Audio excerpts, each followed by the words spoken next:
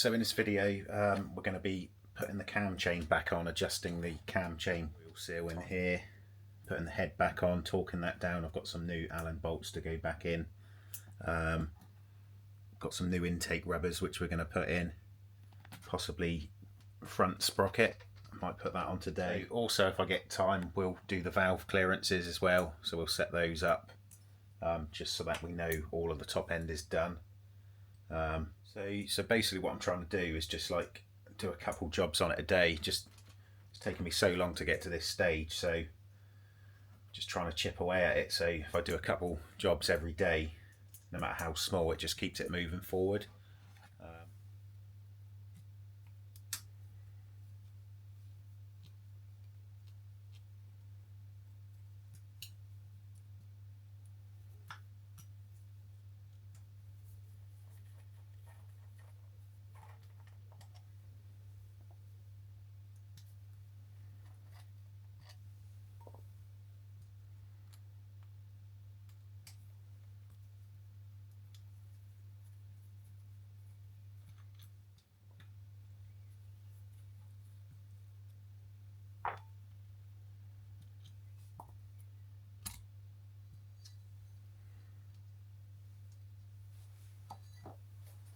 Right, so first job, I've just got to rotate the crankshaft so that the timing mark lines up with the centre there.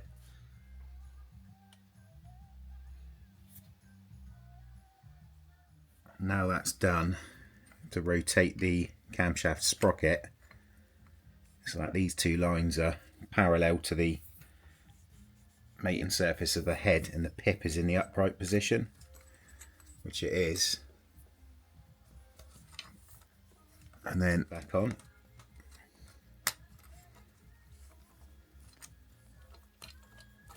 So now we've got the timing mark on the camshaft in the middle. It's hard to see because it's quite a bit of rust on that part of the camshaft where the engine's been stood for so long, but it's lined up in the middle. We got the drive pin in the 12 o'clock position. Chain is on with the centre pip going up, and the two markings on the camshaft sprocket are parallel to the mating surfaces on the head. So now what we can do is put the first bolt in. Put the first bolt in now with a bit of thread lock, rotate the engine a couple of times, check the timing marks are all still in the right position, and then we can put the second bolt in with some more thread lock. So just to make it a bit easier, I've put a little bit of silver paint from a paint pen on the timing mark. So it's at TDC at the moment, so if I rotate it, go a couple times around, once,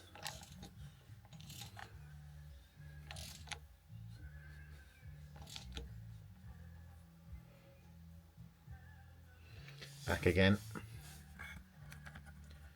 It is in the middle, it's just the camera's offset.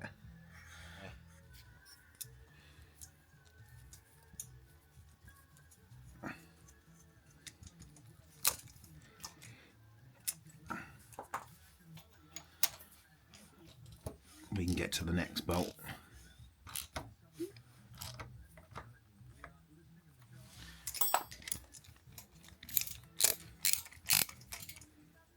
So the next thing I've got to do is put the cam chain tensioner in. So you just release that tension on that little gear there. You can push it in, hold it, and then you can pop in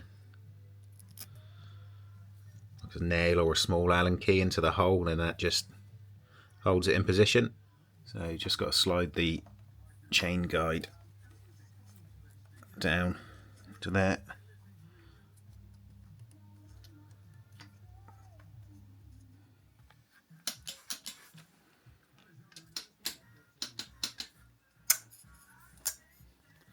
Yeah, that's that.